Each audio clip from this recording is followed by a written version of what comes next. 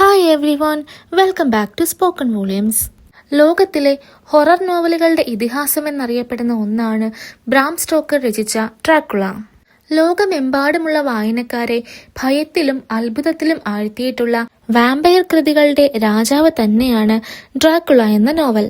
Carpathian മലനിരകളിലെ ട്രാൻസിൽവാനിയയിൽ ഇന്നും സജീവമായുള്ള Dracula കോട്ടയിലെ Dracula പ്രഭുവിന്റെ മരണാനന്തര ജീവിത കഥയാണ് ഡ്രാക്കുള എന്ന നോവലിന് ആധാരം.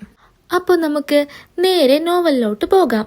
കഥയുടെ ആരംഭത്തിൽ നമ്മൾ കാണുന്നത് ജൊനാഥൻ ഹോർക്കർ എന്ന ഒരാൾ ലണ്ടനിൽ നിന്നും കാർപാത്തിയൻ മലനിരകളിലെ ട്രാൻസിൽവാനിയയിലേക്ക് തീവണ്ടിയിൽ വരുന്നതാണ്. ട്രാൻസിൽവാനിയയിലെ ബിസ്ട്രീറ്റ് എന്ന സ്ഥലത്താണ് അയാൾ എത്തിയത്. അവിടെ അയാൾ ഒരു ഹോട്ടൽ മുറിയെടുത്ത് താമസമാക്കുന്നു.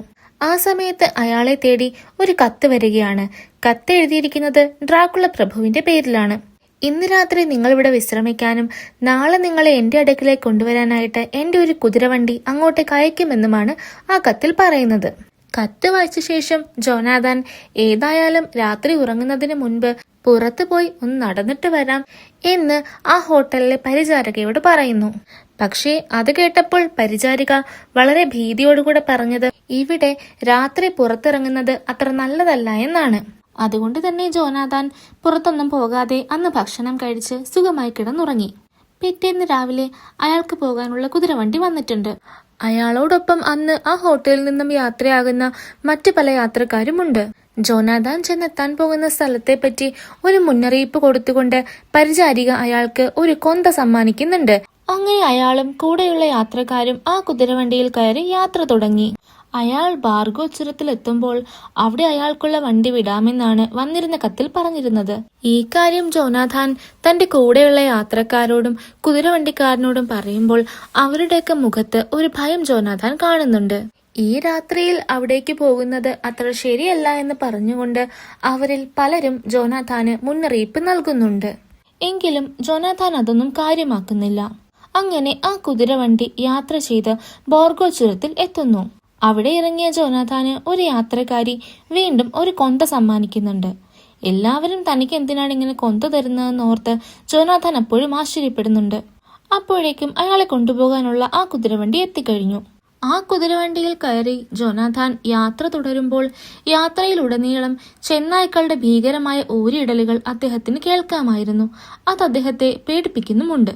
കൂടാതെ ഇടയ്ക്കിടെ മലകൾക്കിടയിൽ നിന്നും ഒരു നീല വെളിച്ചം വരുന്നത് ജോനാഥന് കാണാം. ആ വെളിച്ചം ദൃശ്യമാകുമ്പോഴെല്ലാം കുതിരവണ്ടിക്കാരൻ വണ്ടി നിർത്തി അങ്ങോട്ടേക്ക് ഇറങ്ങിപ്പോകുന്നതും ആ സമയത്ത് ചെന്നായ്ക്കൾ വന്ന് വണ്ടിയെ വളയുന്നതുമൊക്കെ ജോനാഥന് വളരെ ഭയപ്പെടുത്തുന്നതായി. പക്ഷേ ചെന്നായ്ക്കൾ അങ്ങനെ വളയുമ്പോഴൊക്കെ വണ്ടിക്കാരൻ തിരികെ വന്ന് അവയെ ഓടിച്ചു വിടുന്നുണ്ട്. പിന്നീട് അവർ യാത്ര തുടരുകയാണ്. അങ്ങനെ അവർ ഡ്രാക്കുള പ്രഭുവിന്റെ കോട്ടയിലെത്തി. കറുത്തിരുണ്ട ഒരു വലിയ കോട്ടയാണ്. അപ്പോൾ ഒരു വൃദ്ധൻ വന്ന് ജോനാഥനെ കോട്ടയിലേക്ക് ക്ഷണിക്കുന്നു. ഉടനെ ജോനാഥൻ ചോദിക്കുന്നുണ്ട്, ഡ്രാക്കുള പ്രഭു എവിടെയാണ്? അപ്പോൾ ആ വൃദ്ധൻ പറയുന്നു, ഞാൻ തന്നെയാണ് ഡ്രാക്കുള പ്രഭു. മുറിയിലേക്ക് വരൂ, നിങ്ങൾ കുളിച്ചു വരുമ്പോഴേക്കും നിങ്ങൾക്കുള്ള അത്താഴം റെഡിയാക്കാം. അങ്ങനെ കുളി കഴിഞ്ഞു വന്ന ജോനാഥൻ അത്താഴത്തിനായി ഇരിക്കുന്നു. ആ സമയത്ത് അയാൾ ഡ്രാക്കുള പ്രഭുവിന് ഒരു കത്ത് കൈമാറിയിട്ട് പറയുന്നുണ്ട്, അങ്ങേക്ക് തരാനായിട്ട് അഡ്വക്കേറ്റ് പീറ്റർ ഹോക്കിൻസ് തന്നയച്ച കത്താണിത്. ആ കത്തിൽ പറയുന്നത് ഡ്രാക്കുള പ്രഭുവിനെ കാണാനായി വരാനിരുന്ന അഡ്വക്കേറ്റ് പീറ്റർ ഹോക്കിൻസ് ചില ഹെൽത്ത് ഇഷ്യൂസ് കാരണം വരാൻ സാധിക്കാത്തത് കൊണ്ട് തന്നെ അദ്ദേഹത്തിന്റെ അസിസ്റ്റന്റായ ജോനാഥനെ അയക്കുന്നുവെന്ന് പറഞ്ഞാണ്. ഭക്ഷണശേഷം ഉറങ്ങാനായി പോകുന്നതിന് മുൻപ് ജോനാഥൻ ഡ്രാക്കുള പ്രഭുവിന്റെ കുറച്ച് കാര്യങ്ങൾ ശ്രദ്ധിക്കുന്നുണ്ട്. പ്രഭുവിന്റെ ഉള്ളം കൈയിലും നിറയെ രോമങ്ങൾ കാണാം. വിരലുകളിൽ കൂർത്ത നഖങ്ങളാണുള്ളത്. വായ തുറക്കുമ്പോൾ കോമ്പല്ലുകൾ പോലെയും കാണാം. മാത്രമല്ല പ്രഭു അടുത്തേക്ക് വരുമ്പോൾ എന്തോ ഒരു ദുർഗന്ധം വരുന്നുണ്ട്. ഇയാളിതെന്തൊരു മനുഷ്യനാണ് എന്ന് ജോനാഥൻ ചിന്തിക്കുന്നുണ്ട്. ഏതായാലും അന്ന് ഉറങ്ങാൻ പോയ ജോനാഥൻ പിറ്റേന്ന് നേരം വൈകിയാണ് എഴുന്നേൽക്കുന്നത്. എഴുന്നേറ്റ് പ്രഭാത ഭക്ഷണം കഴിച്ച ശേഷം പ്രഭുവിന്റെ ആ കോട്ടയിലെ മുറികളൊക്കെ ജോനാഥൻ ഒന്ന് നടന്ന് കാണുകയാണ്. അങ്ങനെ സമയം പോയി സന്ധ്യയാകുന്നുണ്ട്. അത്രയും നേരം നോക്കിയിട്ടും ആ വീട്ടിൽ ഒരിടത്തും ഒരു കണ്ണാടി കണ്ടില്ല. മാത്രമല്ല പരിചാരകരെ ആരെയും കാണുന്നുമില്ല. അങ്ങനെ ജോനാഥൻ പ്രഭുവിന്റെ ലൈബ്രറി നോക്കിക്കൊണ്ടിരിക്കുമ്പോഴാണ് പ്രഭു അവിടേക്ക് വരുന്നത്.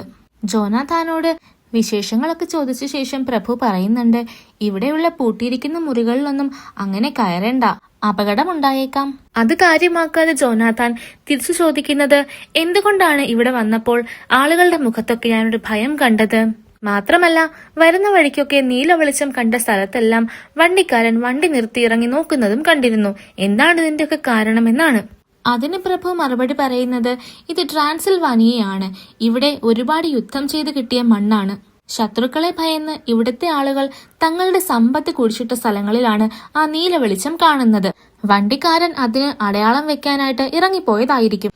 ഇംഗ്ലണ്ടുകാരനായ നിങ്ങൾക്ക് ഇതൊക്കെ പുതിയതായി തോന്നിയിരിക്കും. ഏതായാലും നിങ്ങൾ ലണ്ടനിലുള്ള നമ്മുടെ എസ്റ്റേറ്റിനെ കുറിച്ച് എന്നോട് പറയൂ എന്ന് ഡ്രാക്കുള പ്രഭു ജോനാഥാനോട് പറയുന്നു. ജോനാഥാൻ അപ്പോൾ തന്റെ ബാഗ് തുറന്ന് ഏതാനും രേഖാചിത്രങ്ങളൊക്കെ എടുത്ത് ഇംഗ്ലണ്ടിലെ ആ എസ്റ്റേറ്റിന്റെ കാര്യം വിവരിക്കുന്നുണ്ട്. ഈ എസ്റ്റേറ്റുമായി ബന്ധപ്പെട്ട കാര്യം സംസാരിക്കാനാണ് അഡ്വക്കേറ്റ് പീറ്റർ തനിക്ക് പകരമായി ജോനാഥാനെ പ്രഭുവിന്റെ അടുക്കിലേക്ക് അയച്ചത്. പേപ്പറുകളെല്ലാം കണ്ട ശേഷം ഡ്രാക്കുള പ്രഭു ജോനാഥാനോട് പറയുന്നത്, എനിക്ക് ഏതായാലും എസ്റ്റേറ്റും ബംഗ്ലാവും ഇഷ്ടപ്പെട്ടു. അതിന്റെ കടലാസൊക്കെ ശരിയാക്കിക്കൊള്ളാനാണ്. നാളെ കാണാമെന്ന് പറഞ്ഞ് ഗുഡ് നൈറ്റ് പറഞ്ഞ് പ്രഭു കിടക്കാൻ പോകുന്നു. അങ്ങനെ ഉറങ്ങാൻ പോയ ജോനാഥാനും പിറ്റേന്ന് രാവിലെ എഴുന്നേൽക്കുന്നു. തന്റെ മുഖം ഒന്ന് ഷേവ് ചെയ്യാനായിട്ട് വീണ്ടും അവിടെ ഒരു കണ്ണാടി അന്വേഷിക്കുമ്പോൾ ആ വീട്ടിൽ എവിടെയും ഒരു കണ്ണാടി കാണാനില്ല. അതുകൊണ്ട് തന്റെ കൈവശം കരുതിയിരുന്ന ചെറിയൊരു കണ്ണാടി എടുത്ത് അദ്ദേഹം ഷേവ് ചെയ്യാൻ ആരംഭിക്കുന്നു. പെട്ടെന്ന് ജോനാഥാന്റെ തോളിൽ കൂർത്ത നഖമുള്ള ഒരു കൈ സ്പർശിക്കുന്നു. അത് കണ്ട് ഞെട്ടിത്തിരിഞ്ഞ ജോനാഥാൻ അറിയാതെ ബ്ലേഡ് കൊണ്ട് അയാളുടെ മുഖത്തിൽ മുറിവുണ്ടാക്കുന്നു. ആ മുറിവ് കണ്ട പ്രഭു ആർത്തിയോടെ രക്തം രക്തം എന്ന് പറഞ്ഞുകൊണ്ട് ജോനാഥാന്റെ അടുക്കലേക്ക് വരുന്നു. ജോനാഥാൻ ശരിക്കും ഭയന്നു പോകുന്നുണ്ട്. പ്രഭു പിന്നിൽ വന്ന് നിന്നതൊന്നും ജോനാഥാൻ അറിഞ്ഞിരുന്നില്ല. കണ്ണാടിയിലൂടെ പ്രഭുവിന്റെ പ്രതിബിംബവും ജോനാഥാൻ കണ്ടിരുന്നില്ല. ജോനാഥാൻ ഇങ്ങനെ പേടിച്ചു നിൽക്കുമ്പോൾ പ്രഭു ആവട്ടെ രക്തം, ചുടുചോരയുടെ മണം എന്നൊക്കെ പറഞ്ഞുകൊണ്ട് പ്രഭു ജോനാഥാന്റെ കഴുത്തിനെ ലക്ഷ്യമാക്കി ആർത്തിയോടെ മുന്നോട്ട് വരുന്നു. പെട്ടെന്ന് പ്രഭു പറയുന്നുണ്ട്, എന്താണ് ഈ നശിച്ച മാല നിന്റെ കഴുത്തിൽ? ഭയന്നുകൊണ്ട് ജോനാഥാൻ പറയുന്നു, ഇതൊരു കൊന്തയാണ്, അങ്ങേക്കിത് എന്തു പറ്റി? പെട്ടെന്ന് പ്രഭു കോപത്തോടെ ജോനാഥാന്റെ കയ്യിലിരുന്ന് കണ്ണാടി തട്ടിത്തെറിപ്പിച്ചു കളയുന്നു. ഈ നശിച്ച കണ്ണാടിയാണ് എല്ലാത്തിനും കാരണം. ഈ വീട്ടിൽ ദേഹത്ത് മുറിവുണ്ടാക്കുന്നതും ചോര ഒലിപ്പിക്കുന്നതുമൊക്കെ സൂക്ഷിച്ചു വേണം എന്ന് പറഞ്ഞുകൊണ്ട് പ്രഭു കോപത്തോടെ ജോനാഥാന്റെ മുറിവിട്ട് ഇറങ്ങിപ്പോകുന്നു. അന്ന് പകൽ ഭക്ഷണം കഴിക്കുന്നതിനിടയിൽ ജോനാഥാൻ ശ്രദ്ധിക്കുന്നുണ്ട്, പ്രഭുവിനെ അയാൾ ഒരിക്കലും ഭക്ഷണം കഴിക്കുന്നതായി കണ്ടിട്ടില്ല. അത്ഭുതം തോന്നിയെങ്കിലും അതൊന്നും കാര്യമാക്കാതെ ഇന്ന് വീണ്ടും ഈ കോട്ട മുഴുവൻ ഒന്ന് ചുറ്റിക്കാണണമെന്ന് ജോനാഥാൻ മനസ്സിൽ തീരുമാനിച്ചു. അവിടെ ഒരു ജനാലയിലൂടെ താഴേക്ക് നോക്കിയപ്പോൾ ജോനാഥാൻ കാണുന്നത് ചെങ്കുത്തായ വലിയൊരു പാറക്കെട്ടിന് മുകളിൽ സ്ഥിതി ചെയ്യുന്ന ഈ കോട്ടയാണ്. 3 ഭാഗത്തും വഴികളൊന്നുമില്ല.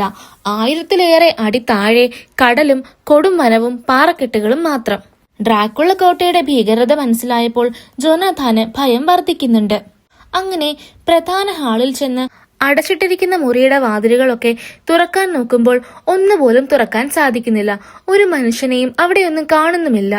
ജോനാഥാൻ വിചാരിക്കുന്നു, ഇതെന്താ ഡ്രാക്കുള പ്രഭു എന്നെ തടവിലാക്കിയിരിക്കുകയാണോ? ഏതായാലും ഭയത്തോടെ തന്നെ ജോനാഥാൻ തന്റെ മുറിയിലേക്ക് തിരികെ വരുന്നു. അയാൾ ആ കൊന്ത തന്റെ കയ്യിൽ മുറുകെ പിടിച്ചിട്ടുണ്ട്. ഡ്രാക്കുള പ്രഭു സാധാരണക്കാരനല്ലെന്നും ഈ കോട്ടയിൽ പ്രഭുവും താനുമല്ലാതെ മറ്റാരുമില്ലെന്നും ഒക്കെ ജോനാഥാൻ ഇപ്പോൾ മനസ്സിലാക്കുന്നുണ്ട്.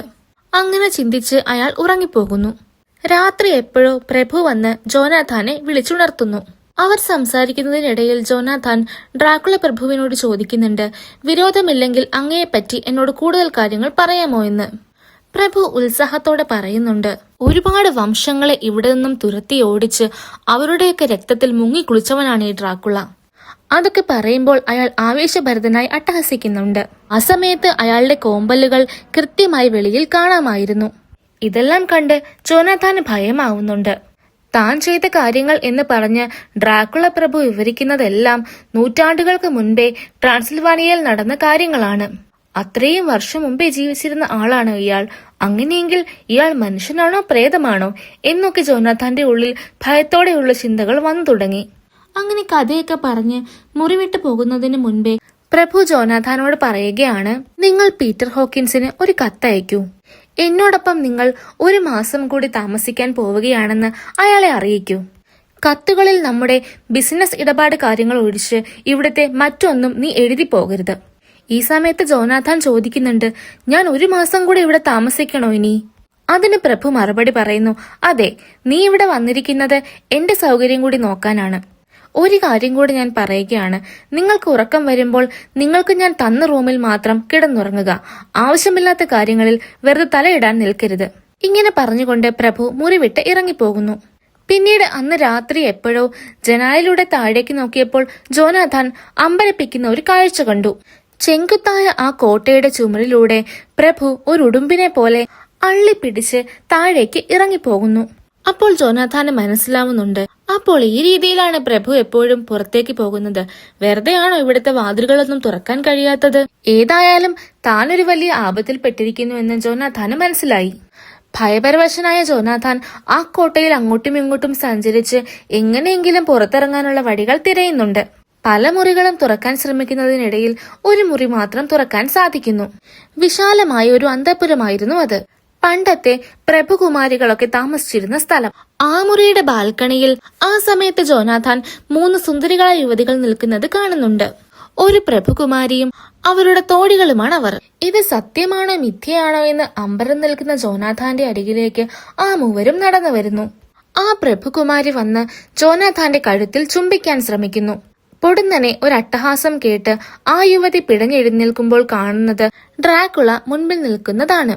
ദേഷ്യത്തോടെ നീ എന്താണ് ഈ ചെയ്യുന്നതെന്ന് പറഞ്ഞുകൊണ്ട് ഓടി വന്ന ഡ്രാക്കുള 3 യുവതികളെയും അവിടെ നിന്നും തള്ളി മാറ്റുന്നു. എന്നിട്ട് അവരോടായി ഡ്രാക്കുള പ്രഭു പറയുകയാണ്, നിങ്ങളോട് ആര് പറഞ്ഞു ഇയാളെ സ്പർശിക്കാൻ? ഇയാളിപ്പോൾ എന്റെ സംരക്ഷണയിലാണ്. ഞാൻ ഇയാളെ നിങ്ങൾക്ക് വിട്ടുതരും വരെ ഇയാളെ തൊട്ടുപോകരുത്. അപ്പോൾ ആ യുവതി പറഞ്ഞു, പക്ഷെ ഞങ്ങൾക്കിപ്പോൾ ദാഹിക്കുന്നുണ്ട്. അതിന് മറുപടിയായി ഡ്രാക്കുള പറയുന്നത്, ദാഹം ഒരിക്കലും തീരുകയില്ലല്ലോ. ദേ ആ ചാക്കുകെട്ടിനകത്ത് ഒരു മനുഷ്യ കുഞ്ഞാണ്, അതിനെ എടുത്തുകൊണ്ട് പൊക്കോളൂ എന്ന് പറഞ്ഞുകൊണ്ട് ഒരു ചാക്ക് ചൂണ്ടിക്കാണിക്കുന്നു. ആ യുവതികൾ ആർത്തിയോടുകൂടെ ആ ചാക്കും എടുത്തുകൊണ്ട് ഓടിപ്പോയി. ഇതെല്ലാം കണ്ട് അർദ്ധബോധാവസ്ഥയിലായ ജോനാഥാൻ എന്തു ചെയ്യണമെന്നറിയാതെ മരവിച്ചിരിക്കുകയാണ്. പിറ്റേന്ന് രാവിലെ ഉറക്കം വിട്ടുണർന്ന ജോനാഥാൻ കാണുന്നത് താൻ തന്റെ സ്വന്തം മുറിയിലെ കട്ടിലിൽ നിന്നും എഴുന്നേൽക്കുന്നതാണ്. ഇന്നലെ താൻ കണ്ടതെല്ലാം സ്വപ്നമാണോ സത്യമാണോ എന്ന് പോലും മനസ്സിലാവാൻ കഴിയാത്ത അവസ്ഥ. ജോനാഥാൻ വേഗം തന്നെ എഴുന്നേറ്റ് തലേരാത്രിയിൽ കണ്ട ആ അന്തഃപുരത്തിന്റെ വാതിൽക്കലെത്തി നോക്കുന്നു. അത് പുതിയ ഒരു താഴിട്ട് പൂട്ടിയിരിക്കുന്നതായാണ് കാണുന്നത്. ജോനാഥാന് ഒന്നും മനസ്സിലായില്ല. ഏതായാലും അയാൾ ആ ദിവസം മുഴുവൻ എങ്ങനെയൊക്കെയോ തള്ളി നീക്കി. അന്ന് രാത്രി കടുപ്പിച്ച മുഖത്തോടുകൂടെ ഡ്രാക്കുള പ്രഭു ജോനാഥാന്റെ മുറിയിലേക്ക് കയറി വരികയാണ്. വന്ന ഉടനെ പ്രഭു ജോനാഥാനോട് പറയുന്നത്, നിങ്ങൾ എത്രയും വേഗം, അതായത് 12-ാം തീയതി തന്നെ ഇവിടെ നിന്നും തിരിച്ചു വരുമെന്ന് പറഞ്ഞുകൊണ്ട് പീറ്റർ ഹോക്കിൻസിന് ഒരു കത്തെഴുതണമെന്ന്. അതേസമയം 2ാമത് ഒരു കത്ത് കൂടെ എഴുതാൻ പറയുന്നുണ്ട്. ആ 2ാമത്തെ കത്തിൽ താൻ 19-ാം തീയതി തിരിച്ചു വരുമെന്ന് എഴുതാനാണ് പറയുന്നത്. അന്തം വിട്ട് നിൽക്കുന്ന ജോനാഥാനോട് പ്രഭു 3ാമതൊരു കത്തുകൂടെ അതേസമയം എഴുതാൻ പറയുന്നു. അതിന്റെ ഉള്ളടക്കമാകട്ടെ 29-ാം തീയതി താൻ ബിസ്ട്രീറ്റിൽ എത്തിച്ചേർന്നുവെന്ന് പറഞ്ഞെഴുതാനാണ് പറയുന്നത്. ജോനാഥാന് ഒന്നും മനസ്സിലാവുന്നില്ല. ഒരു കത്തിൽ താൻ 12-ാം തീയതി പുറപ്പെടുമെന്ന്, 2ാമത്തെ കത്തിലാവട്ടെ 19-ാം തീയതി പുറപ്പെടുമെന്ന് പറഞ്ഞുകൊണ്ട്, അതേസമയം 3ാമത്തെ കത്തോ 29-ാം തീയതി താൻ ബിസ്ട്രീറ്റിൽ എത്തിച്ചേർന്നുവെന്ന് പറഞ്ഞുകൊണ്ടുള്ള കത്ത്. ജോനാഥാൻ പ്രഭുവിനോട് ചോദിക്കുന്നുണ്ട്, ഇതൊക്കെ ഞാൻ എന്തിനാണ് ഇപ്പോൾ എഴുതുന്നത്? ഇവിടെ നിന്നും പുറപ്പെട്ടു കഴിഞ്ഞ ശേഷം ഞാനായിട്ട് തന്നെ എഴുതാനുള്ള കത്തുകളല്ലേ ഇതൊക്കെ? എന്നെ കൊണ്ട് എന്തിനിതൊക്കെ മുൻകൂട്ടി എഴുതിപ്പിക്കുന്നു? ജോനാഥാന്റെ ചോദ്യത്തിന് ഭീഷണിയുടെ സ്വരത്തിലാണ് പ്രഭു മറുപടി പറയുന്നത്. നീ ഇവിടെ നിന്നും പോകണോ വേണ്ടയോ എന്ന് ഞാൻ തീരുമാനിക്കും. ഇപ്പോൾ ഞാൻ പറയുന്നതങ്ങ് അനുസരിച്ചാൽ മതി. പേടിച്ചുപോയ ജോനാഥാൻ കത്തുകൾ എഴുതി പ്രഭുവിനെ ഏൽപ്പിക്കുന്നു. പ്രഭു മുറി വിട്ടു പോവുകയും ചെയ്യുന്നു. തനിക്കിനി ഒരിക്കലും ഇവിടെ നിന്നും രക്ഷപ്പെടാൻ കഴിയില്ല എന്ന് ജോനാഥാൻ മനസ്സിലാക്കുന്നുണ്ട്. അന്ന് പകൽ മുഴുവൻ അയാൾ എങ്ങനെയെങ്കിലും രക്ഷപ്പെടാനായിട്ട് വഴികൾ തപ്പി നടക്കുന്നുണ്ട്. അതിനിടയിൽ അയാൾ തന്റെ കൂട്ടുകാരിയായ മീന മുറയ്ക്കും പീറ്റർ ഹോക്കിൻസിനും ഓരോ കത്തുകൾ എഴുതുന്നുണ്ട്, തന്റെ ജീവൻ അപകടത്തിലാണെന്നുള്ള കാര്യം പറഞ്ഞുകൊണ്ട്. ആ കോട്ടയിൽ താൻ ഇതുവരെയും അനുഭവിച്ച എല്ലാ കാര്യങ്ങളും ആ കത്തിൽ അയാൾ ഉൾപ്പെടുത്തുന്നു. പിന്നീട് എപ്പോഴും അയാൾ ജനാലിലൂടെ താഴേക്ക് നോക്കിയപ്പോൾ ആ കോട്ടയുടെ താഴെ കുറെ ജിപ്സികൾ നിൽക്കുന്നത് കാണുന്നുണ്ട്. ശബ്ദമുണ്ടാക്കി അവരുടെ ശ്രദ്ധ കിട്ടിയ ജോനാഥാൻ അയാൾ എഴുതിയ കത്തുകൾ ആ ജിപ്സികൾക്ക് എറിഞ്ഞു കൊടുത്തിട്ട്, നിങ്ങൾ പുറത്തു പോവുകയാണെങ്കിൽ ഈ കത്തുകളൊന്ന് പോസ്റ്റ് ചെയ്യണേ എന്ന് പറയുന്നുണ്ട്. ശരി സാർ, നിങ്ങൾ പറഞ്ഞ പോലെ ചെയ്യാമെന്ന് പറഞ്ഞുകൊണ്ട് ജിപ്സികൾ ആ കത്ത് വാങ്ങുന്നു. ജോനാഥാന് സന്തോഷമായി. പക്ഷേ അയാൾ ആഗ്രഹിച്ചതൊന്നുമല്ല സംഭവിച്ചത്. അന്ന് രാത്രി അയാൾ ജിപ്സികൾക്ക് എറിഞ്ഞുകൊടുത്ത ആ കത്തുകളുമായിട്ട് കോപത്തോടെ ഡ്രാക്കുള പ്രഭു അയാളുടെ മുറിയിലേക്ക് കയറി വരികയാണ്. എന്നിട്ട് ദേഷ്യത്തോടെ ജോനാഥാനോട് പറയുകയാണ്, നിങ്ങൾ തെറ്റ് ചെയ്തു. ആ ജിപ്സികൾ എന്നോട് കൂറുള്ളവരാണ്. നിങ്ങൾ ഇതിൽ എഴുതിയതിനെല്ലാം നിങ്ങൾ ദുഃഖിക്കേണ്ടി വരും. ഇങ്ങനെ പറഞ്ഞ് ആ കത്ത് ചുരുട്ടി എറിഞ്ഞുകൊണ്ട് ഡ്രാക്കുള പ്രഭു മുറി വിട്ട് പുറത്തു പോകുന്നു. ജോനാഥാൻ ആവട്ടെ അവസാന പ്രതീക്ഷയും നഷ്ടപ്പെട്ടു. പിറ്റേന്ന് നേരം വെളുത്തപ്പോൾ കണ്ണു തുറന്ന ജോനാഥാൻ ശരിക്കും ഞെട്ടിപ്പോയി. തന്റെ സാധനങ്ങളെല്ലാം ആ മുറിയിൽ നിന്നും അപ്രത്യക്ഷമായിരിക്കുന്നു. ശൂന്യമായ ഒരു മുറി. എന്തെങ്കിലും വഴി കണ്ടുപിടിക്കാൻ തീരുമാനിച്ച ജോനാഥാൻ അന്ന് രാത്രി ഉറക്കമിളയ്ക്കാനും പകരം പ്രഭുവിനെ നിരീക്ഷിക്കാനും തീരുമാനിച്ചു. അന്ന് രാത്രി പ്രഭു എങ്ങോട്ടോ പോകുന്നത് കണ്ട് ജോനാഥാൻ പിന്തുടരുന്നു. അപ്പോൾ അയാൾ കാണുന്നത് പ്രഭു ഒരു ചാക്കുമായി ചുമലിലൂടെ താഴേക്ക് നോടിനിറങ്ങുന്നതാണ്. ജോനാഥാന്റെ കോട്ടുമിട്ടാണ് പ്രഭു പോകുന്നത്. കണ്ടുപാടെ ജോനാഥാന് മനസ്സിലായി താൻ നേരത്തെ കണ്ട ആ പിശാചുരികൾക്കുള്ള ഇരയെ പിടിക്കാനാണ് പ്രഭു പോകുന്നതെന്ന്. പ്രഭു മടങ്ങി വരുന്നതും കാത്ത് ജോനാഥാൻ ആ ജനാലക്കരിയിൽ നിൽക്കുമ്പോൾ ഒരുപാട് യക്ഷികളെയും ചെന്നായ്ക്കളെയും ഒക്കെ കാണുന്നുണ്ട്.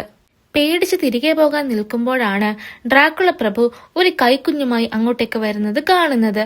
ആ കുഞ്ഞിന്റെ അമ്മ പിറകെ വന്ന് എന്റെ കുഞ്ഞിനെ താ എന്ന് പറഞ്ഞ് ബഹളമുണ്ടാക്കുന്നുണ്ട്.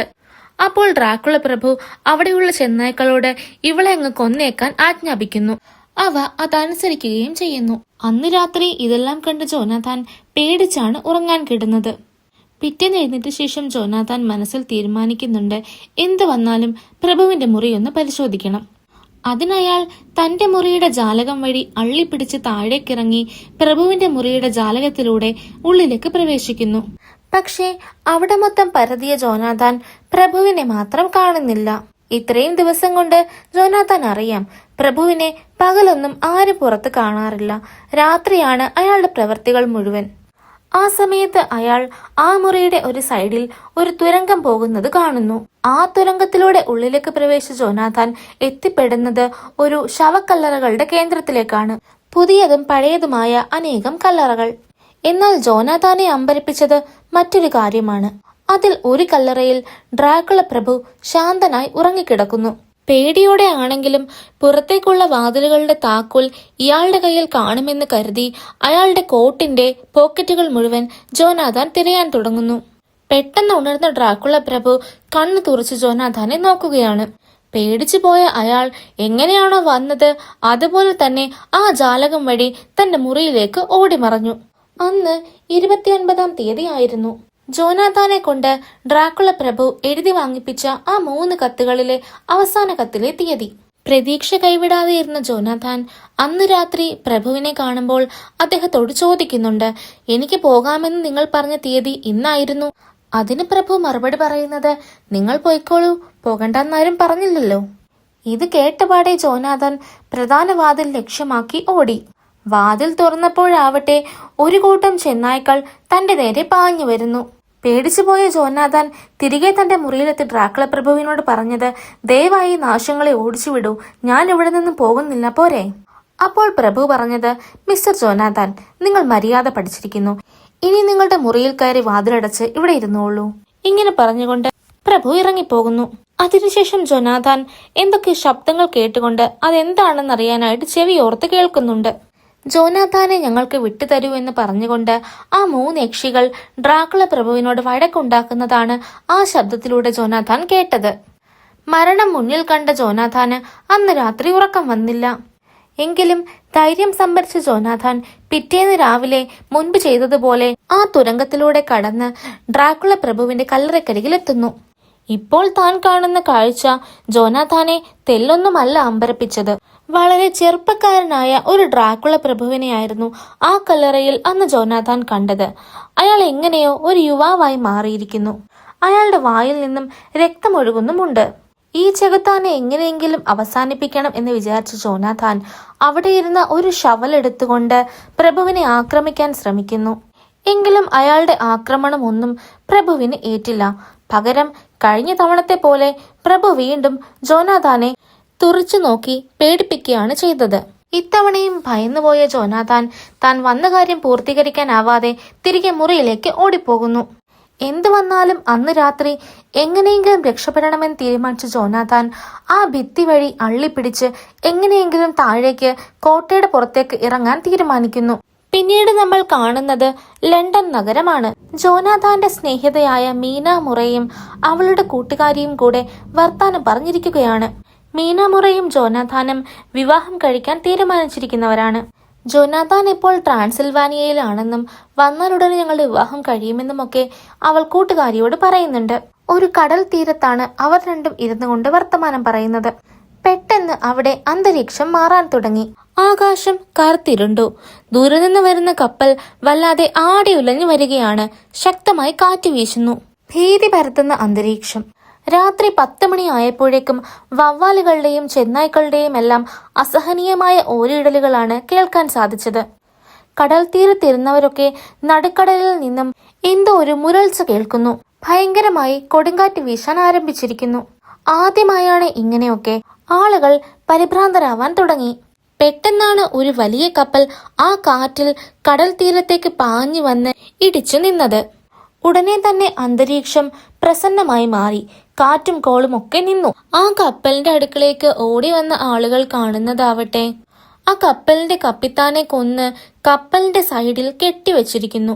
പെട്ടെന്ന് കപ്പലിൽ നിന്നും ഒരു വലിപ്പമുള്ള കറുത്ത നായ ചാടി ഇറങ്ങി പള്ളി സെമിത്തേരി ലക്ഷ്യമാക്കി ഓടിപ്പോയി. പിറ്റേന്ന് പ്രഭാതത്തിൽ ആ കപ്പൽ പരിശോധിക്കാനായി അധികൃതർ എത്തിച്ചേർന്നു.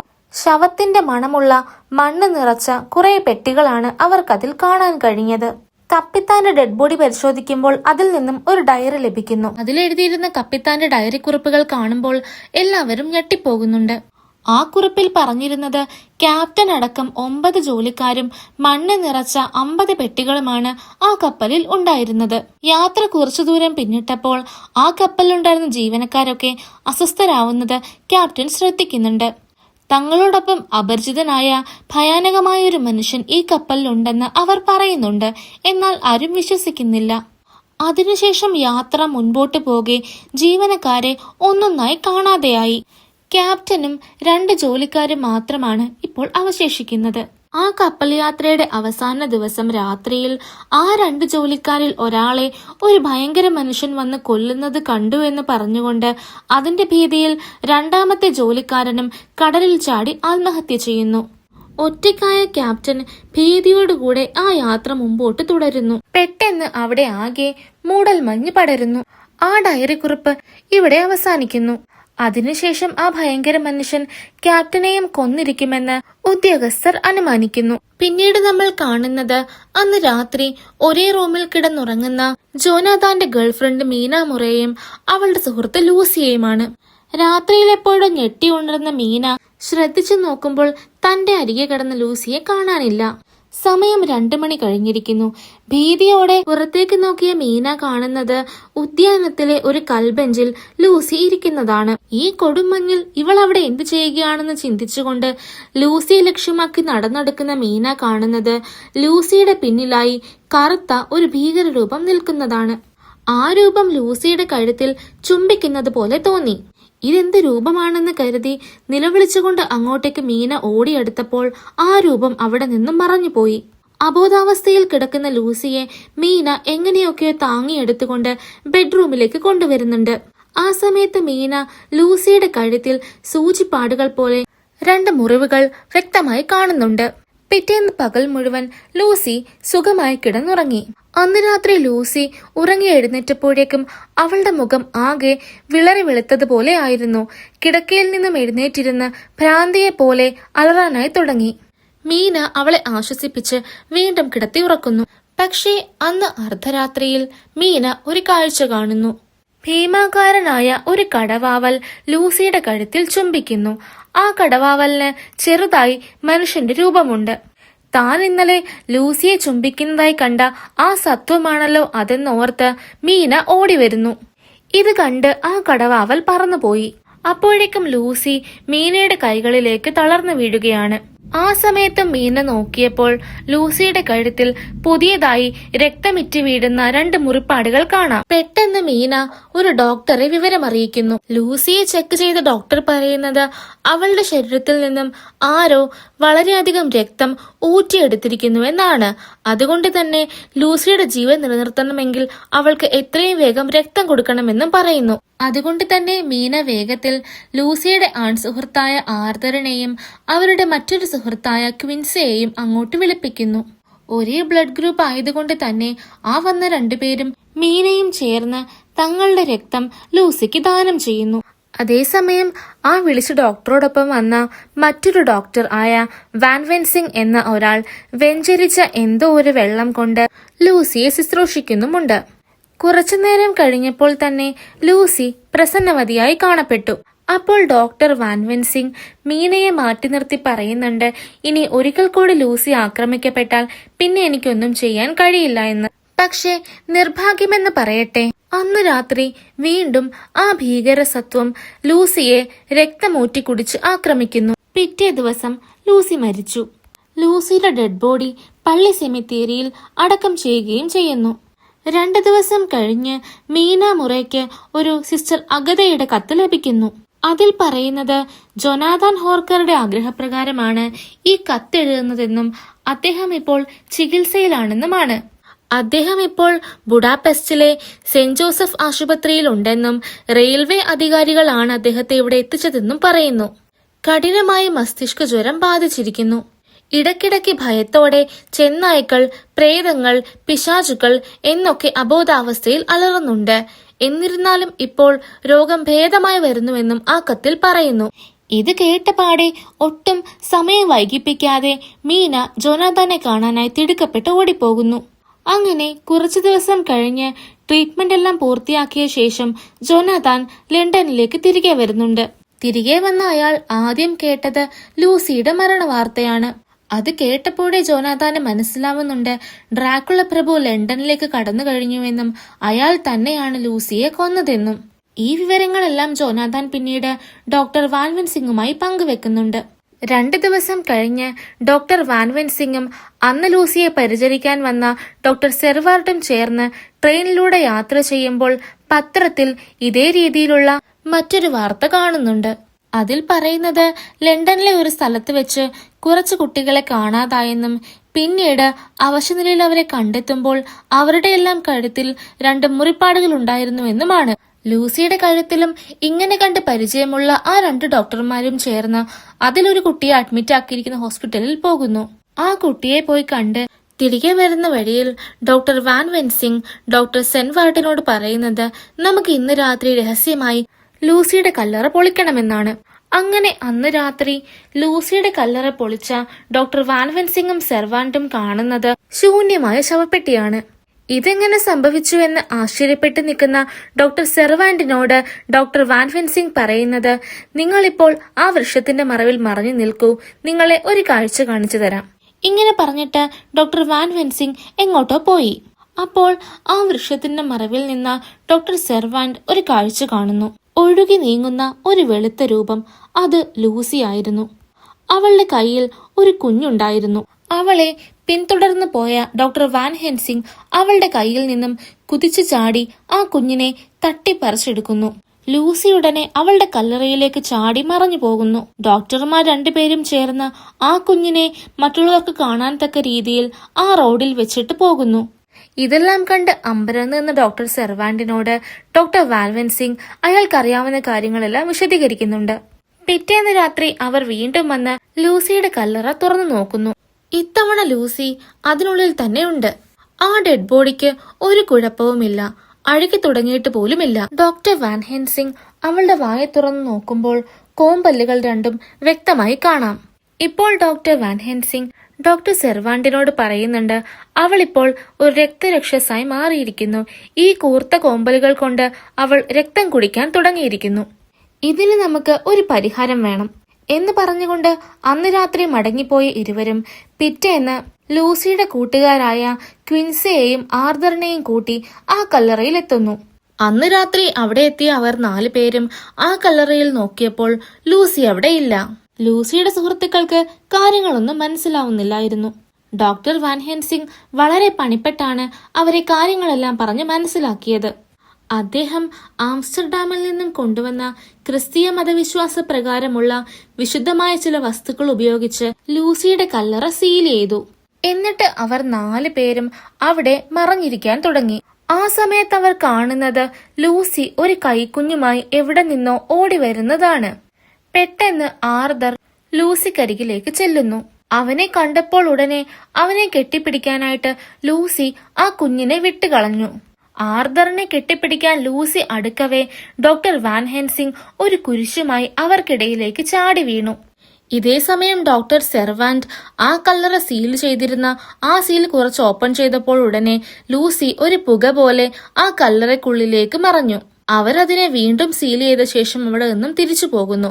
ആ കുഞ്ഞിനും ഭാഗ്യത്തിന് പരിക്കൊന്നും ഉണ്ടായിരുന്നില്ല. അതിനെ വീണ്ടും ആളുകൾ കാണത്തക്കവണ്ണം റോഡിൽ വെച്ചിട്ട് അവരെല്ലാവരും തിരികെ പോകുന്നു.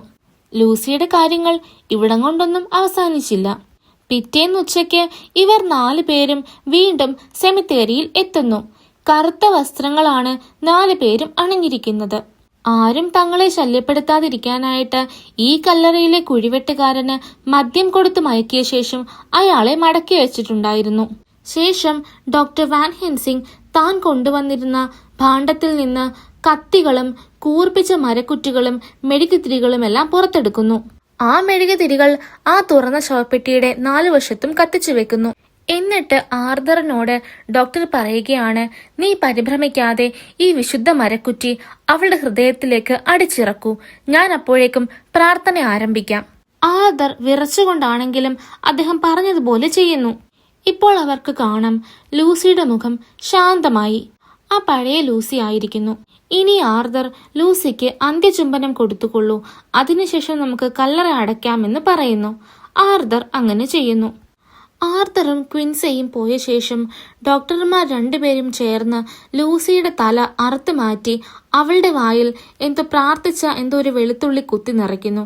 എന്നിട്ട് ശവപ്പെട്ടി പഴയതുപോലെ ഉറപ്പിച്ച് കല്ലറ എന്നേക്കുമായി താഴിട്ട് പൂട്ടി മടങ്ങിപ്പോകുന്നു. പിറ്റേന്ന് ഡോക്ടർ വാൻ ഹെൻസിംഗിന്റെ വസതി. ഇപ്പോൾ അവിടെ ഡോക്ടർ സെർവാന്റും ആർതറും ക്വിൻസയും അതുപോലെ മോറിസ് എന്ന മറ്റൊരാളും അതോടൊപ്പം മീന മുറയും ജൊനാഥൻ ഹോർക്കറും ഉണ്ട്. അവർ സംസാരിച്ചു കൊണ്ടിരിക്കെ ഒരു വലിയ കടവാവൽ അദ്ദേഹത്തിന്റെ വീടിന്റെ ജാലകത്തിൽ വന്നിരിക്കുന്നു. മോറിസ് ആ വാവലിനെ വെടിവെച്ചുവെങ്കിലും ജാലകത്തിന് കേടുപാട് പറ്റിയതല്ലാതെ ആ വാവലിന് ഒന്നും പറ്റിയില്ല, അത് പറന്നുപോയി. ഡ്രാക്കുള പ്രഭു തങ്ങളെ ശ്രദ്ധിക്കുന്നുണ്ടെന്ന് ഡോക്ടർ വാൻ ഹെൻസിംഗ് മനസ്സിലാക്കി. ആ സമയത്ത് ജോനാഥാൻ അവരോടെല്ലാം പറയുന്നുണ്ട്, അന്ന് കപ്പലിൽ നിന്നും കിട്ടിയ ആ 50 പെട്ടികളും ഡ്രാക്കുള കോട്ടയിൽ നിന്നും കൊണ്ടുവന്നതാണെന്ന്. അന്ന് ആ തുരങ്കത്തിലൂടെ കടന്നു ചെന്ന താൻ ആ പെട്ടികളും ആ മണ്ണുമെല്ലാം അവിടെ കണ്ടിരുന്നുവെന്നും പറയുന്നുണ്ട്. ഇപ്പോൾ ആ പെട്ടികളെല്ലാം കാർഫാക്സ് എന്ന ഇടിഞ്ഞു പൊളിഞ്ഞ ഒരു മാളികയിലുണ്ടെന്ന് അവർ എങ്ങനെയോ കണ്ടുപിടിക്കുന്നു. അവരെല്ലാവരും ആ മാളികയിലെത്തി നോക്കുമ്പോൾ അതിൽ 29 പെട്ടി മാത്രമേ അവിടെ കാണാനുള്ളൂ. ബാക്കിയെല്ലാം എവിടെ പോയി എന്നറിയില്ല. ഏതായാലും ഇവിടെ ഡ്രാക്കുള പ്രഭുവിന്റെ ഉദ്ദേശം എന്താണ് എന്നറിയാൻ തന്നെ ഡോക്ടർ വാൻ ഹെൻസിംഗ് തീരുമാനിച്ചു. ആ സമയത്താണ് അദ്ദേഹത്തിന് ഓർമ്മ വന്നത് തന്റെ ചികിത്സയിലുള്ള ഒരു മനോരോഗി ഡ്രാക്കുളയുടെ ആളാണെന്ന്. അയാളെ പോയി കണ്ടാൽ കുറച്ചുകൂടെ കാര്യങ്ങൾ മനസ്സിലാക്കാൻ സാധിക്കുമെന്നറിഞ്ഞ അവർ അന്ന് രാത്രി അയാളെ കാണാനായി പോകുന്നു. അയാളുടെ പേര് റെൻഫീൽഡ് എന്നാണ്. അയാൾ മനോരോഗി ആയതുകൊണ്ട് തന്നെ ഒരു സെല്ലിലാണ് താമസം. ആ സെല്ലിന്റെ അടുക്കൽ വന്ന് ഡോക്ടർ വാൻ ഹെൻസിംഗും സെൻവാർഡും അയാളെ നിരീക്ഷിച്ച് ആ സൈഡിൽ കാത്തിരുന്നു. ആ സമയത്ത് റെൻഫീൽഡ് എന്ന അയാൾ ഒരുപാട് ഈച്ചകളെ പിടിച്ച് തിന്നുന്നത് ഡോക്ടർമാർ 2 പേരും കാണുന്നുണ്ട്. അയാളുടെ പെരുമാറ്റം കണ്ടപ്പോൾ തന്നെ ഡോക്ടർ വാൻ ഹെൻസിംഗിന് മനസ്സിലാകുന്നുണ്ട് അയാൾ ഇപ്പോഴും ഡ്രാക്കുളയ്ക്ക് വിധേയനാണെന്ന്. അങ്ങനെയെങ്കിൽ ഡ്രാക്കുള ഇവിടം വിട്ടു പോകാൻ വഴിയില്ല. ഡ്രാക്കുള പ്രഭു ആ പെട്ടികൾ സൂക്ഷിച്ചിരിക്കുന്ന കാർഫാക്സ് മാളികയിൽ തന്നെ ഉണ്ട് എന്ന് മനസ്സിലാക്കിയ ഡോക്ടർ വാൻ ഹെൻസിംഗ് പിറ്റേന്ന് രാത്രി ഒരു സംഘത്തെ സജ്ജമാക്കി. ആദ്യം അവർ എല്ലാവരും കൂടെ ജോനാഥാന്റെ വീട്ടിലേക്കാണ് എത്തിയത്. അവിടെ എത്തിയ അവർ ജോനാഥാന്റെ കിടപ്പുമുറിയിൽ ഞെട്ടിക്കുന്ന ഒരു കാഴ്ച കാണുന്നു. ഡ്രാക്കുള പ്രഭുവിന്റെ ഹൃദയരക്തം കുടിക്കുന്ന മീന മുറെ. ജോനാഥാൻ തറയിൽ ബോധം കെട്ട് കിടക്കുന്നു. ആ സംഘത്തെ കണ്ടതോടുകൂടെ ഡ്രാക്കുള പ്രഭു ഒരു പുക പോലെ അപ്രത്യക്ഷനായി മാറി. ഉടനെ ഡോക്ടർ വാൻ ഹെൻസിംഗ് ജൊനാഥാനെ വിളിച്ചുണർത്തി. എന്താണ് ഇവിടെ സംഭവിച്ചതെന്ന് ജൊനാഥാന് ഓർമ്മയില്ല. ഇനി ഒരു സമയം പോലും പാഴാക്കിയിട്ട് കാര്യമില്ല എന്ന് പറഞ്ഞുകൊണ്ട് അവർ എല്ലാവരും കൂടെ കാർഫാക്സ് മാളികയിൽ എത്തിച്ചേരുന്നു. അവിടെ വെച്ച് ഡോക്ടർ വാൻ ഹെൻസിംഗ് അവരോട് എല്ലാവരോടുമായി പറയുന്നുണ്ട്, നൂറ്റാണ്ടുകളായുള്ള ഡ്രാക്കുളയുടെ ശവമണ്ണാണിത്. ഇത് നിർവീര്യമാക്കിയാൽ പിന്നെ അവന് പിടിച്ചു നിൽക്കാനാവില്ല. അങ്ങനെ പറഞ്ഞുകൊണ്ട് അവിടെ മിച്ചമുണ്ടായിരുന്ന എല്ലാ പെട്ടികളിലും വിശുദ്ധമായ എന്തോ ഒരു വസ്തു ഡോക്ടർ വാൻ ഹെൻസിംഗ് വിതറുന്നുണ്ട്. എന്നിട്ട് ബാക്കിയുള്ളവരോടായി പറയുന്നു, ബാക്കി ഇവിടെ നിന്നും കാണാതെ പോയ ആ പെട്ടികൾ മൊത്തം ഫ്രഞ്ച് സ്ട്രീറ്റിലെ ഒരു പഴയ കെട്ടിടത്തിൽ അവൻ ഒളിപ്പിച്ചിട്ടുണ്ട്. ഇത് കഴിഞ്ഞാൽ നമുക്ക് അവിടേക്ക് പോകാമെന്ന്. അങ്ങനെ അന്ന് രാത്രി അവിടെ എത്തിയ അവർ ആ പെട്ടികൾ കണ്ടെത്തുന്നു. പക്ഷേ അതിലൊരെണ്ണം മിസ്സിംഗ് ആയിരുന്നു. ഇപ്പോ എല്ലാം കൂടെ ചേർത്ത് 49 അവർ കണ്ടെത്തിയിരിക്കുന്നു. ബാക്കിയുള്ള ഒരെണ്ണം എവിടെയെന്ന് അറിയില്ല. ഇപ്പോൾ സെർവാന്റ് പറയുന്നു, ആ ചെകുത്താൻ എന്തൊരു കൗശലക്കാരനാണ്. അവന് കിടക്കാൻ ആ ഒരെണ്ണം തന്നെ ധാരാളം. അതിന് അവനെ സമ്മതിച്ചുകൂടാ. അപ്പോൾ ഡോക്ടർ വാൻ ഹെൻസിംഗ് പറഞ്ഞു, ഡ്രാക്കുള പ്രഭു ഏതായാലും ഇവിടേക്ക് വരും, നമ്മൾ കരുതിയിരിക്കണം. അങ്ങനെ ആ കൂട്ടം അക്ഷമരായി കാത്തിരിക്കെ ഡ്രാക്കുള പ്രഭു അവിടെ എത്തുന്നു. അവരെ എല്ലാവരെയും അവിടെ കണ്ട ഡ്രാക്കുള പ്രഭു അന്തരീക്ഷത്തിൽ ഉയർന്നു നിന്നുകൊണ്ട് അവരെയെല്ലാം ആക്രമിക്കാൻ തുടങ്ങി. ഉടനെ ഡോക്ടർ വാൻ ഹെൻസിംഗ് ഒരു കുരിശുമായി ഡ്രാക്കുള പ്രഭുവിന്റെ മുൻപിലേക്ക് ചാടി വീഴുന്നു. ഇത് കണ്ട് പേടിച്ചുപോയ അയാൾ അവിടെ നിന്നും മറഞ്ഞു പോകുന്നു. ഡ്രാക്കുളയെ എങ്ങനെയെങ്കിലും കീഴടക്കാൻ നിന്ന വാൻ ഹെൻസിംഗിന് ഇത് നിരാശയായി.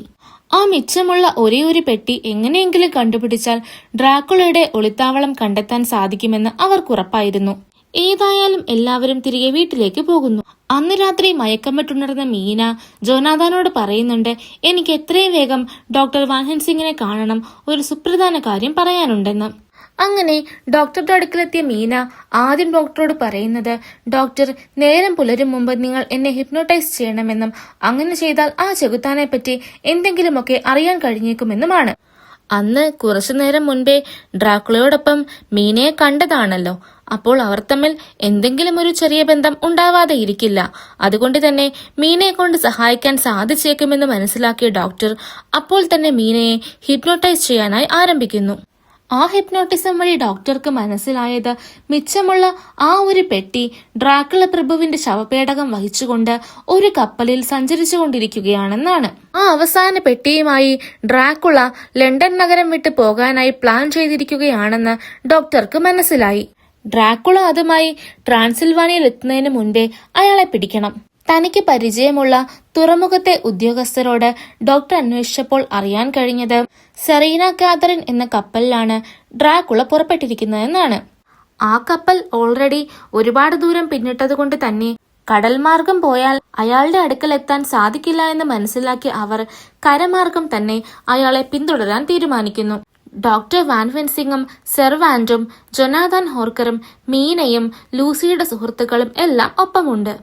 അതിനിടയിലെല്ലാം ഡോക്ടർ വാൻ ഹെൻസിംഗ് മീനയെ ഹിപ്നോട്ടൈസ് ചെയ്ത് വിവരങ്ങളെല്ലാം അറിഞ്ഞുകൊണ്ടേയിരുന്നു.